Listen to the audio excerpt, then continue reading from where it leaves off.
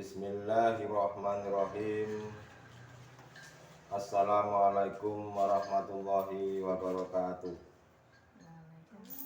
Bismillahirrahmanirrahim. La haula wala quwata illa billah. Asyhadu an la ilaha illallah wa asyhadu anna Muhammadan abduhu wa rasuluh. Allahumma sholli wa sallim wa barik alaihi wa ala alihi wa sahbihi ajmain. Rabbi shrah li sadri wa yassir li amri wa hlul 'uqdatam min lisani yafqahu qawli. Shadaqallahul adzim. Amma ba'du. Dua jalannya manusia. Itulah pada hari ini judul yang kami bawakan. Semoga yang akan kami sampaikan betul-betul menjadikan sebuah ilmu yang bermanfaat. Saudara-saudariku jamaah rahimakumullah dimanapun Anda berada. Ada dua jalan dari beberapa jalan yang telah disiapkan oleh Allah Subhanahu wa Ta'ala. Dua jalan yang dimaksud adalah yang pertama, jalan di atas jalannya hawa nafsu, dan yang kedua adalah jalan di atas jalannya Allah. Pertanyaannya adalah, jalan yang manakah yang engkau pilih di antara dua jalan tersebut? Kalau secara fisik Allah memberikan jalan, secara syariatnya adalah seluruh aktivitas kita, seluruh aktivitas dohir jasad jasmaniyah saat di duniawiyah, maupun fasilitas-fasilitas yang dihadapkan terhadap kita, pemberian Allah Subhanahu wa Ta'ala terhadap manusia, itu juga merupakan sebuah jalan. Pertanyaannya, apakah panjenengan ini, apakah engkau ini berjalan di atas kepentingannya hawa nafsu atau berjalan di atas jalannya Allah? Semua itu tergantung duduknya hati. Semuanya itu tergantung hati kita masing-masing. Tanda-tandanya mereka yang berjalan di atas kepentingannya hawa nafsu, hati itu tidak akan pernah bisa masuk di dalam latifahnya Allah. Segala aktivitas, segala kegiatan jasad jasmaniah ini saat berlangsung, tatkala tidak sesuai dengan kemauannya, yang terjadi adalah sebuah kekecewaan. Dan hal ini kalau dibiarkan secara terus-menerus, pasti yang akan muncul adalah amarah, kekecewaan yang terjadi. Karena memang tidak bisa masuk di dalam latifahnya Allah. Secara otomatis hati ini akan dihadapkan dengan kekecewaan. Tetapi jika kita ini berjalan di jalannya Allah, itu tidak akan menjadikan suatu pembahasan baik secara dohir sesuai hati atau tidaknya. Mau berhasil atau tidak, itu tidak akan menjadikan suatu masalah. Jika tidak berhasil, tidak kecewa, dan tidak menjadikan sebuah amarah. karena sudah bisa masuk di dalam latifahnya Allah. Sekarang engkau mau memilih yang mana, itu terserah masing-masing. Apakah memilih jalan yang ingkar atau memilih jalan taat, itu terserah. Karena manusia itu tidak terlepas dari 4 waktu. Entah itu waktu taat, maksiat, bala, ataupun waktu-waktu nikmat. A'udzubillahi minasyaitonirrajim. Bismillahirrahmanirrahim. Wal laili idza yaksa wan nahari idza tajalla wa ma khalaqas sakara wal unsa inna sayakum la sayata wa amman ata wataqo wa sadaqa bil husna fasanuya siruhu lil yusra wa amman baqila wastaqna wa kazzaba bil husna fasanu yasiruhu lil usra wa ma yughni anhu maluhu idza taradda inna alaina lal huda wa inna lana lal akhirata wal hula wa anzartukum naron talada la yaslaha ilal asha alladzi kadzdzaba wa tawalla wa sayujannabuhal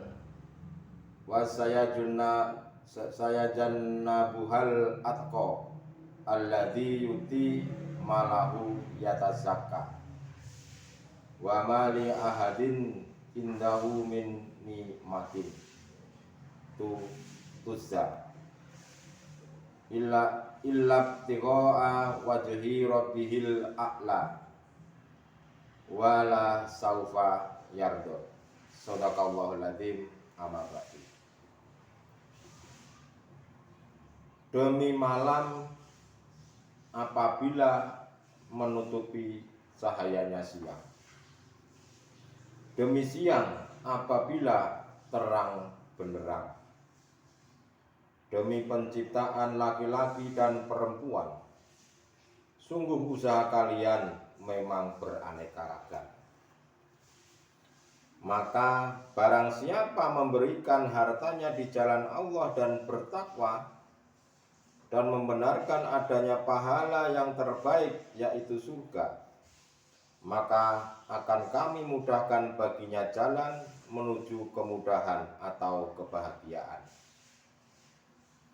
Dan adapun orang yang kikir dan merasa dirinya cukup, tidak perlu Allah, serta mendustakan pahala yang terbaik, maka akan kami mudahkan baginya jalan menuju kesukaran atau kesengsaraan.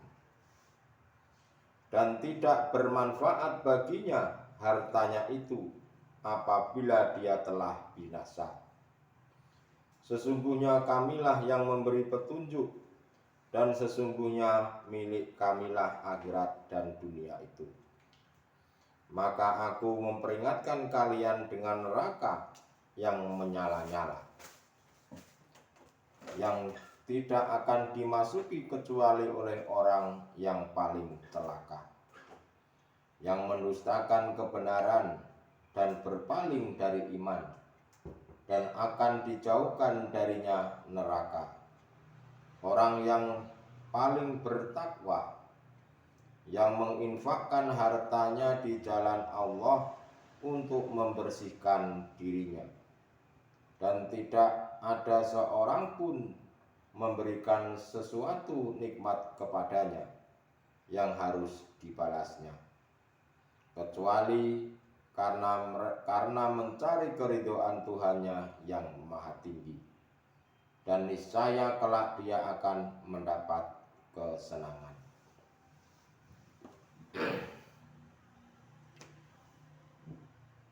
Saudara-saudariku jamaah rahimakumullah dimanapun Anda berada. Apa maksudnya ayat ini? Maksudnya adalah tatkala 4 waktu itu didatangkan demi malam apabila menutupi siang, demi siang apabila terang benderang. Tatkala 4 waktu itu didatangkan kepada diri kita, itu maksudnya berhubung hatinya itu berjalan di atas hawa nafsu, maka 4 waktu itu akan menutupi hatinya, sehingga menjadi hati yang gelap terhadap Allah. Yang menjadikan gelapnya hati itu adalah tentang urusan-urusan keduniawian, tentang urusan-urusan kemakhlukannya.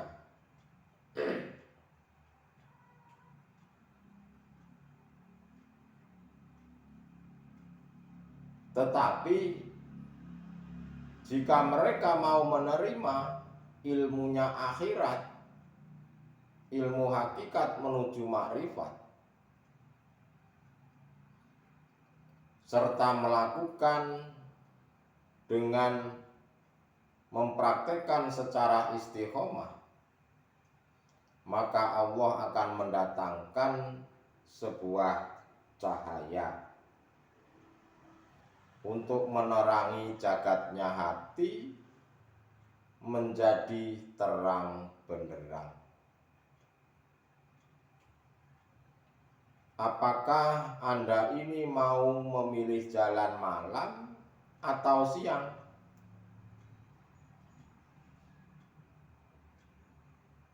Maka jika memilih jalan yang gelap atau jalan yang terang, itu tergantung daripada hati kita masing-masing. Apakah kita ini memilih jalannya hawa nafsu atau memilih jalannya Allah? Maksudnya seperti itu.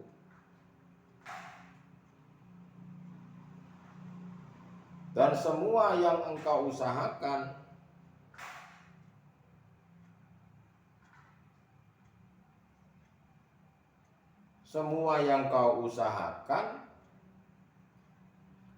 itulah yang akan engkau terima, baik di dunia ataupun di akhiratnya. Apakah di dalam hatimu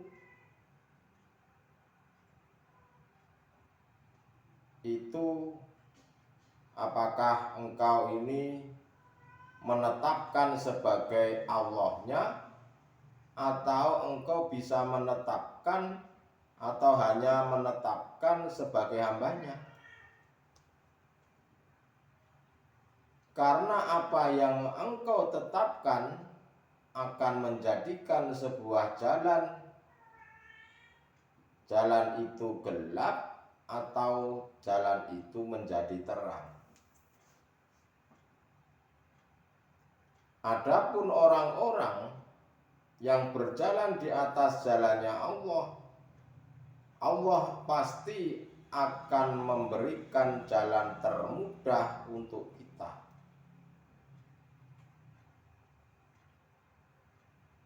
Jika manusia sebaliknya, bila berjalan di atas jalannya hawa nafsu dan mempertahankan kehambaannya, mempertahankan kemakhlukannya yang hebat,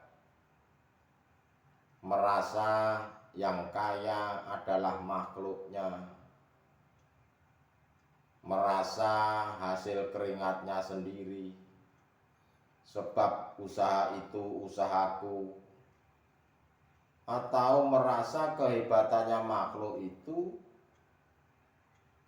yang segala-galanya, tidak mau mengakui kehebatannya Allah Subhanahu wa Ta'ala. Itulah yang dimaksud memilih jalan di atas jalannya hawa nafsu. Ahli hijab itu mereka merasa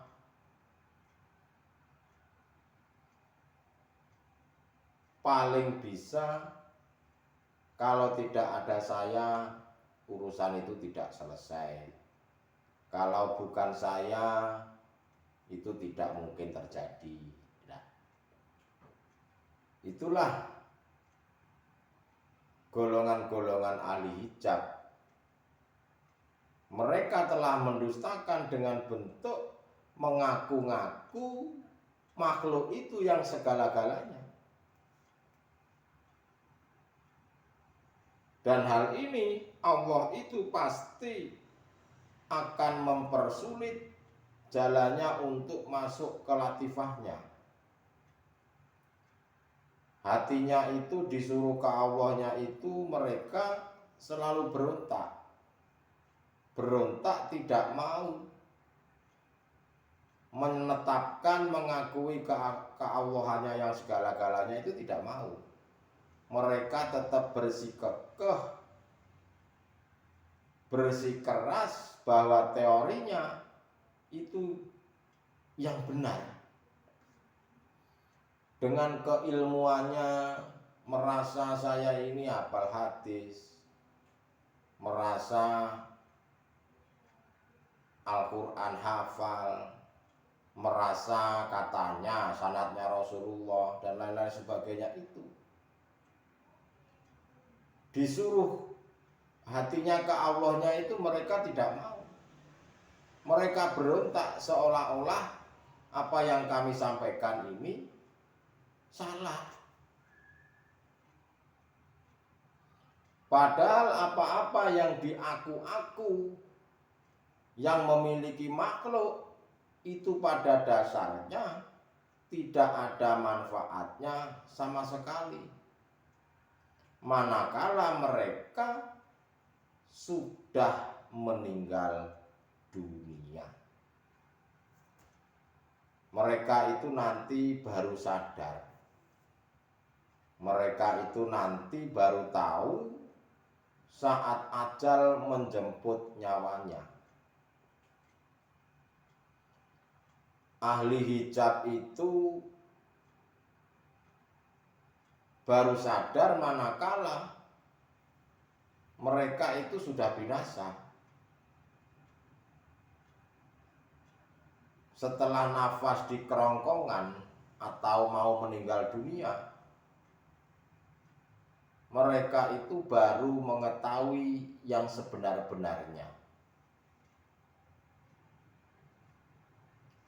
Oh, ini jalannya hawa nafsu, oh ini jalannya Allah. Nah, nanti akan dibukakan jalan tersebut. Tetapi ahli hijab itu mereka menyesal, ingin dibalikan ke dunia lagi, walaupun sesaat, hanya untuk melakukan amalan-amalan sholihan. Katanya seperti itu. Mereka menyesal sejadi-jadinya, tetapi yang namanya penyesalan itu tidak ada di depan. Penyesalan itu pasti di belakang. Dan hal itu, penyesalan itu tidak ada manfaatnya. Mumpung kita ini masih ada kesempatan, tatalah hati panjenengan untuk berjalan di atas jalannya Allah dan bukan jalannya hawa nafsu.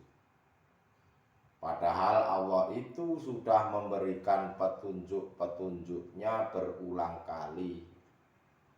baik tersurat maupun tersirat, baik yang ditulis ataupun yang tercipta. Allah itu sudah sering memberikan petunjuk-petunjuknya, tetapi kebanyakan saudara-saudara kita ini, mereka tidak mau memperhatikannya. Itulah saudara-saudaraku, dua jalannya manusia. Anda mau memilih jalannya nafsu atau memilih jalannya Allah? Kalau memilih jalannya Allah, artinya hati Anda harus betul-betul memahami tentang ilmu hakikat menuju makrifat. Hanya orang-orang seriuslah yang diberikan petunjuk oleh Allah dalam bentuk mereka akan diberikan jalan, manakala hati manusia tersebut betul-betul ingin bertemu dengan Tuhannya. Jadi sekarang pertanyaannya, manusia ini ada dua jalannya, jalan hawa nafsu dan jalannya Allah. Mau memilih jalannya hawa nafsu atau memilih jalannya Allah, itu terserah masing-masing. Yang terpenting, Allah sudah selalu memberikan petunjuk-petunjuknya lewat para kekasih-kekasihnya untuk menyampaikan kepada seluruh hamba-hambanya. Mudah-mudahan apa yang kami sampaikan menjadikan sebuah ilmu yang benar-benar bermanfaat. Akhirul kalam, ihdinas siratal mustaqim. Usikum warasi kitab Allah. Wassalamualaikum warahmatullahi wabarakatuh.